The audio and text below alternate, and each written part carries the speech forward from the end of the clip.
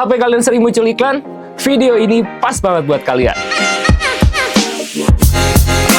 Di video kali ini, aku bakalan bagiin tips ke kalian yang HP-nya sering muncul iklan. Nah, ini tanpa tambahan aplikasi dan cuma setting jaringan doang. Gimana sih caranya? Langsung aja, mari kita bahas. Caranya cukup simpel, kalian tinggal masuk aja ke setting, pilih jaringan dan internet, lalu pilih DNS pribadi atau private DNS. Lalu kalian tinggal pilih opsi nama host penyedia DNS pribadi. Dan kalian tinggal ketik dns.edgard.com. Lalu kalian tinggal klik simpan dan secara otomatis iklan pop-up, banner, dan lain-lainnya gak akan muncul lagi. Dan itu dia cara blokir iklan di Android tanpa aplikasi tambahan dan cuma modal setting jaringan aja. Di sini siapa yang udah nyoba nih? Apakah berhasil atau enggak? Kalau berhasil coba ditulis di kolom komentar. Kalau nggak berhasil nanti aku carikan tips yang lain. Mungkin cukup sekian video kali ini. Terima kasih banyak yang sudah menonton. Jangan lupa untuk like, comment, share ke teman-teman kalian biar yang lain nonton dan jangan lupa untuk subscribe. Aku Willy. See you in the next video and bye bye.